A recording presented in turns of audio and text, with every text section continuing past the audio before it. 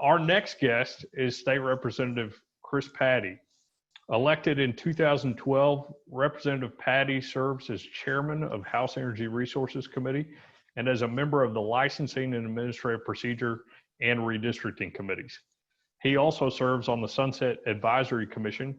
A native of Center, he previously served as mayor of Marshall, Texas.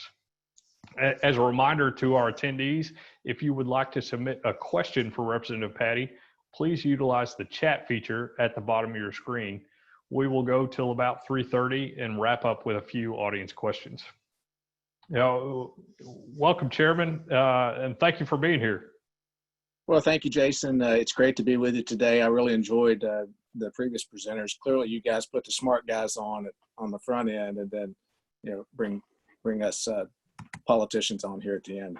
I'll say I'm one of the lone Longhorns on here. We've had a lot of really smart Aggies on here with our chairman, Cy Wagner, and then we had Chancellor Sharp on as well. Right, absolutely. Well, it's great to be with you today, and I want to once again congratulate you on your position there. Obviously, I believe they made a wise choice and had the great opportunity to work with you for several years in the legislature, and so wish you guys the best of luck and appreciate what the Alliance does. Well, thank you very much. How are you doing? And these are kind of weird times, so tell me what are the challenges you're seeing in the district with COVID? Well, I mean, I think like everyone else, it's a challenge. First and foremost, we're concerned about the health and safety of our friends and neighbors, and as a business guy, I'm worried about my employees. I'm worried about my business, like everyone else, it's affected in some way or another. And so, but the health and safety factors concerned as we begin to get kids back to school. That's something that I know there's a lot of concern about, and for me, I've got two different worlds of that. I've got one that's going to be a sophomore starting tomorrow. I've got one that I just moved into his apartment in College Station who's starting at A&M in the fall. Of course, that's going to look a lot different than when I went to A&M, at least for the foreseeable future. A lot of it's going to be online. And so we're excited about them getting to school, and we're hopeful and prayerful that everything goes well and we don't have any major setbacks here. But I think the overall economic impact, we see how it's hurting our businesses, large and small, how that affects families, not only economically, but emotionally and mentally and all sorts of things. And so I think we're all beginning to get a little more comfortable with whatever this norm is, but there's no doubt it has a tremendous negative impact on what's going on in our communities. And we got a lot of folks that are hurting, and that's concerning. Yes, sir. You serve on two committees that are historically very busy during this time of year before a legislative session, and particularly a decennial Redistricting and Sunset Commission.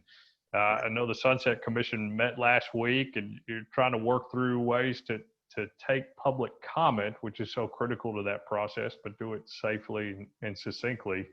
Can you talk about the demands right now on these committees and how members are adjusting? Yeah, it is a tremendous challenge. I've been on calls almost every week and doing a lot of these Zoom type meetings. And Chairman Guerin, who obviously heads to House Administration, is working very hard to try to figure out how we get back in the building. As you know, the Capitol complex is closed, and so things aren't going on inside there.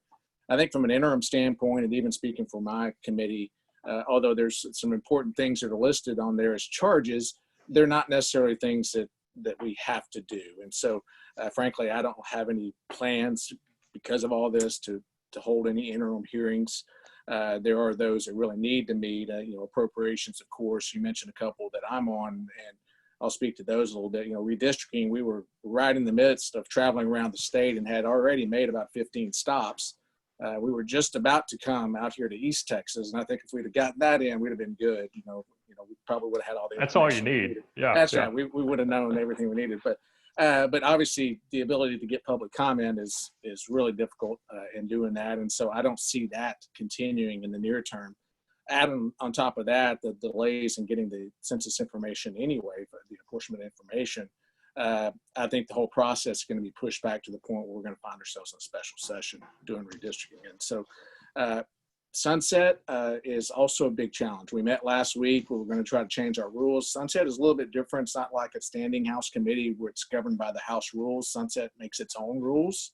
It's a different deal. And so we were going to have a meeting, we thought, last week to create an opportunity to take virtual testimony. And then we could kind of get back on track with an August 19th and 20th scheduled meeting.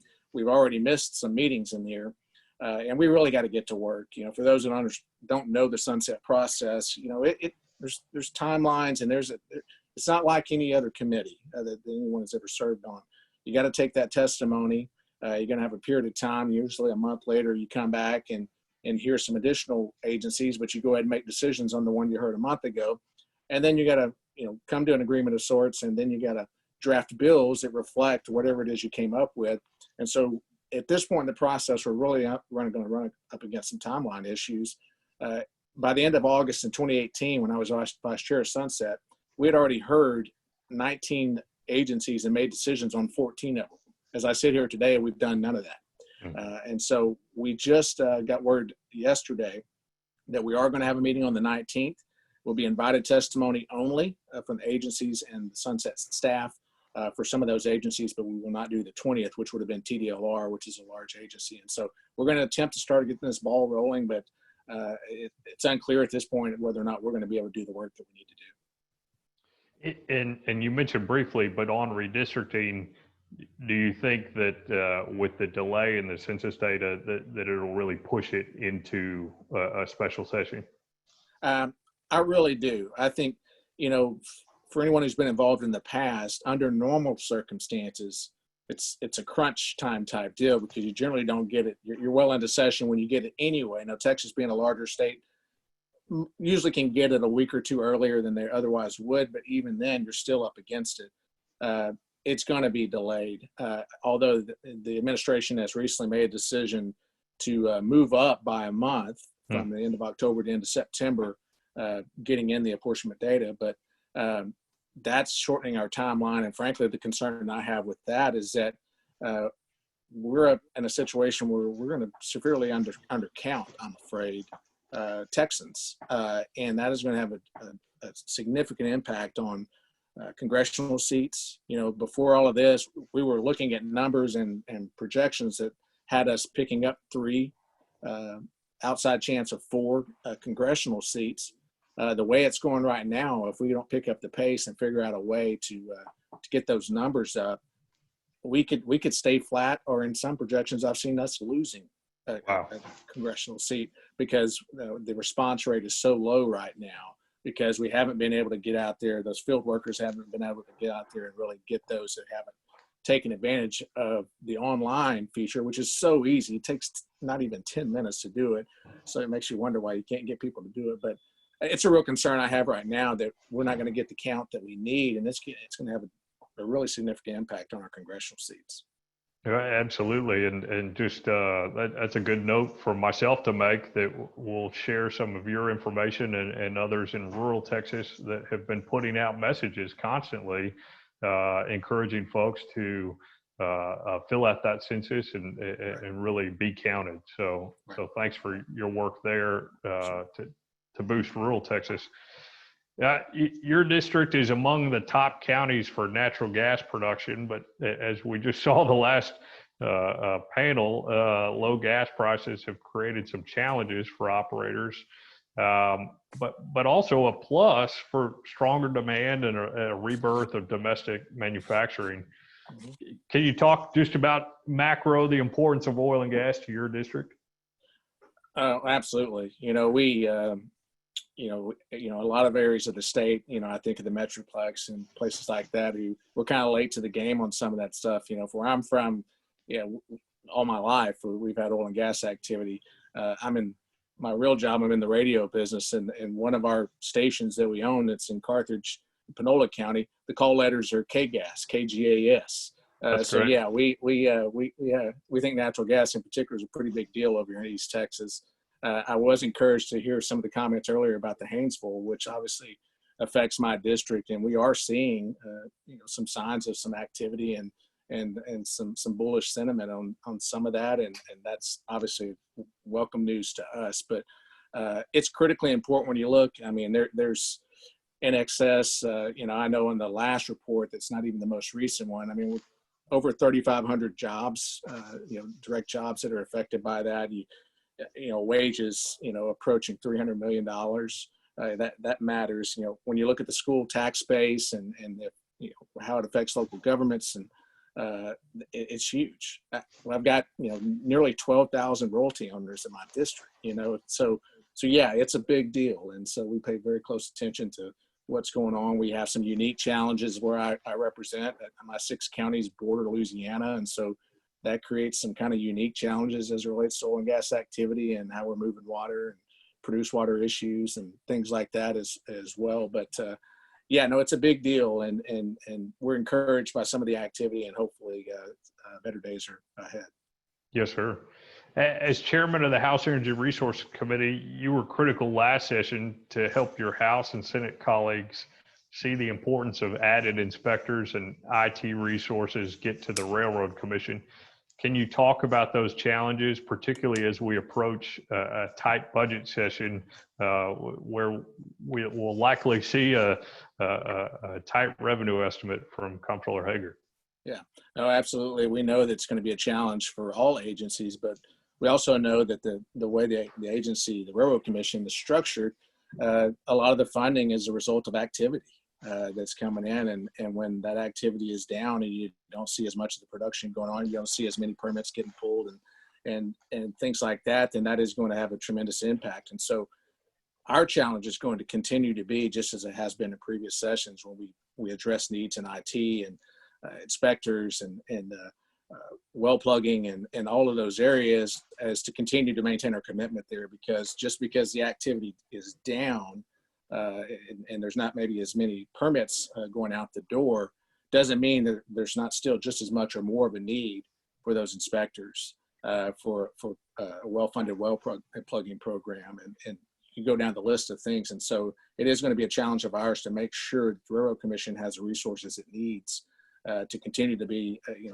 a leader, a world leader in regulation of this great industry. I appreciate you telling our members also that the committee is not planning to meet right now for an interim hearing, but we've seen some requests from other committees for information. Is that something that y'all are contemplating or thinking about? Yeah, we may do some of that. We have considered the idea of not necessarily holding hearings, because we can't hold virtual hearings, but we can do webinars, and we can do different types of things where kind of anyone could be included, and any member, even once they're not on the committee, could engage in that process. We have considered maybe looking at some things like that, and we'd want to obviously get the input of the industry and things that they might want to have some conversations about, because there are challenges, there are things that are going on. There are things that industry needs to be praised for right now, and I see a lot of great effort and innovation, but a lot of great effort when you look at the task force and various folks who are looking at things like flaring and methane emissions and things, and a lot of great work is being done there. And so I would love for members to be more informed on some of that positive activity that's going on. And so we may very well look at some sort of communication like that, but nothing's being decided at this point. Okay, great. Yeah, I just wanted to plug some of your big work last session, particularly on energy bills. You had a lot of sunset work, but on energy, I just want to thank you for your work last session to reauthorize severance tax relief when bringing back online and producing 2-year inactive wells. That'll be crucial once price recovers and production increases. You also had a bill to protect critical infrastructure like pipelines, and pipelines are always in the news here lately. The challenges to expanded and new pipelines continue to grow, and there's a desire to see eminent domain reform. The Alliance is part of the Critical Infrastructure Coalition that is working on that. But I wondered if we could take it back and just talk about your priorities on eminent domain and really what the industry should be striving for. Yeah. Well, obviously it's a critical issue, and I think I think everyone, regardless of what side if you might be on the issue, I think if nothing else, we could all agree that we would like to take this issue off the table, that we would like to find a solution.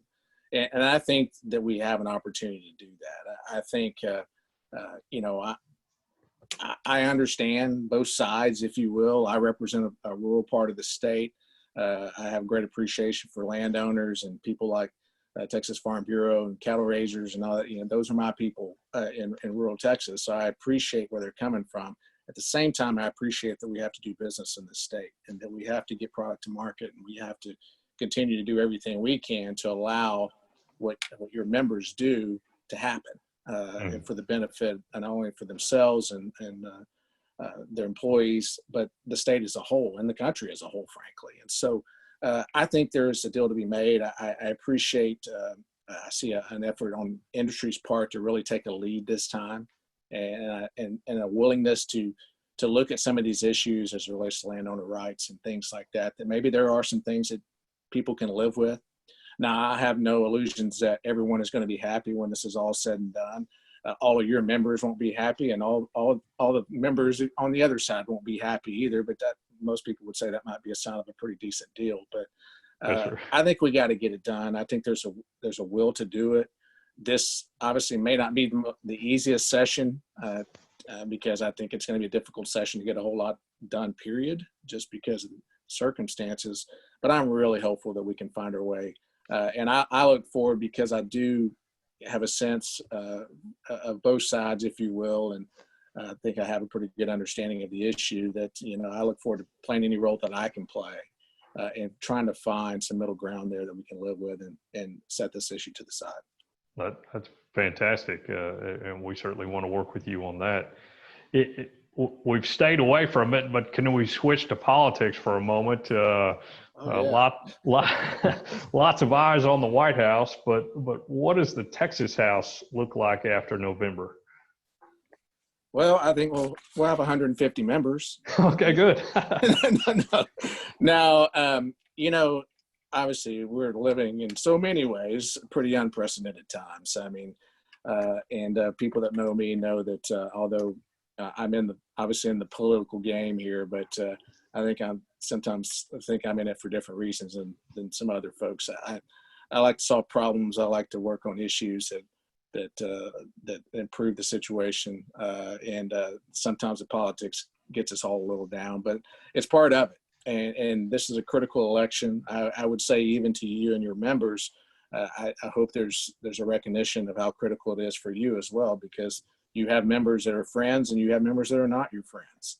You have members that are absolutely pro oil and gas, pro business, believe in fair and reasonable regulation and all those things that we really, really care about. And so I would encourage folks to really evaluate some of these races. Obviously, right now we have 83 Republicans, 67 Democrats. I'm not going to blow smoke here and say that we're going to go gangbusters here and we're going to pick up a ton of seats and blah blah. It's just that's not going to happen. To give you an honest prediction, I mean, I think the Republicans I'm confident that we're going to maintain the majority. I just am, but I also believe it's going to be tighter. I think there's going to be a 7 in front of each one of the R&D counts there, and it's going to get tighter than 83-67. But I do think we maintain control, and so I think that's really important for folks to look at these races and make sure that they are helping their friends, and that could be folks in either party. And so I'm not suggesting that folks should only support Republicans. You should support your friends. But yes, sir. When you look at what's going on at the national level, it's certainly got a negative drag on what's happening with our House members. I got a lot of great colleagues that we really need back, that are great members, that are there for the right reason, that do good work. But they're going to be affected by some of the national politics. And not only at the top of the ticket with the president, but we got these congressional seats that overlay a lot of these House districts that are going to be pretty contentious as well. And so we don't have straight ticket voting for the first time. So that's going to put a lot of pressure on these campaigns and my colleagues to really run strong campaigns to make sure they maintain down ballot enthusiasm and that they really are getting their message out there, because there's not going to be a lot of coattails to ride there. I think on the flip side as well, I think that's why you're not going to see what you saw last cycle too with the Beto coattails and things like that as well. And so I think it cuts both ways. But it's definitely going to be interesting. This is going to be unlike anything we've ever seen. I would argue that's one of the, if not one of the most critical elections ever. Yes, sir. Budget, redistricting, COVID. What are some of the other big issues that may consume session, and how different does it look as we're going into it? Certainly, no school groups, less people walking the halls. What are some other things it might look like? Yeah, the problem is I wish I knew the answer to that right now, and we're literally struggling every day to figure out how it happens. Because if you think about the Capitol just as a whole, it's got a capacity of about 6,000 people. Well, probably not a good idea for 6,000 people to be shoulder to shoulder in the Capitol. And so we, Chairman Guerin and House Administration recently put out a survey to members trying to get feedback on things that they like or don't like, that they would support or not support, and what our plans were as members for our own individual offices and how we might conduct business differently. So really all that's kind of up in the air right now. Will we look at, right now the House, unless we change our rules, which we do that every time we come in, we have to pass those. Our current rules don't allow for virtual testimony. And so that's why you can't see any activity going on right now. Will we decide to make that an option? I don't know. I think there's a lot of pushback to that from some members. Others, think, hey, it's okay. And I'll take myself personally. I don't necessarily have a strong feeling either way on that, other than I'm looking at what does that mean for the process. Mm-hmm. And I just see that as something that's going to really bog down the process even more than some of these other things, because you can imagine folks that currently would come to Austin to come testify at a House Energy Resources Committee on some maybe really contentious issue. All of a sudden, anybody, anywhere could testify virtually, and it didn't require coming to Austin. Our hearings would turn into state affair type meetings. We'd be there all night and a day doing all that stuff. And so I think the process itself, you're probably going to see potentially a record low number of bills get passed, because the process is just not going to allow for it. We're not going to have the bandwidth to do a lot of things. This would not be the session that I would be trying to proactively push a lot of legislation, not because it's good or bad. I just think it's going to get caught up in the process and be very difficult. So I think we focus on the budget first and foremost. We have to do that. Redistricting comes along a little bit later. There's some things we're going to have to do in response to COVID. I mean, we got some healthcare things that we're going to probably need to do. I think you're going to see a lot of discussion on regulations, and we had a lot of regulations that have been relaxed or put on hold during this process. I think there's been a lot of discussion on, hey, you know what, maybe, we decided to stop doing that and the world didn't fall apart. So maybe we don't need that regulation after all. Maybe we ought to be able to get margaritas to go all the time, or whatever the case may be. And so I think you are going to see kind of a push to make some of those things permanent. And there's probably good reason for that. I think you're going to have some discussion about when disasters are declared, how things work and how that relates to the governor's powers and things like that. And that's not to say that the governor's done anything wrong. I know there's some that are dissatisfied and some, have some questions and concerns. And so I have no doubt that will be discussed. And so I think there will be a lot, criminal justice reform and a lot of things you're seeing and unfortunate things happening in some of the larger cities. And I think there's no doubt. I think there was already an appetite to look at criminal justice reform before all of this. And so I think those are some things that people want to get into as well. On the healthcare side, telemedicine, we had some things where we relaxed some of those regulations to open that up a little bit more. And I think that's been hugely successful. I think we ought to look at making that more accessible, especially as a rural representative. I can see firsthand the value of telemedicine when we struggle with rural healthcare access. So there's no shortage of things that we could work on that would be really good things to work on. My concern is that how are we going to get to all of them? I think we're really going to find ourselves having to pick out a top line priority of some list, some number of things, and all agree that we're going to focus on these. And if we can get to the rest of that stuff, great. But it's going to be a struggle. Absolutely. Well, Chairman Paddie, thank you for the time today and your insight on the next session. Do you have any closing thoughts for our members? I think lastly, I just again want to thank you for the opportunity.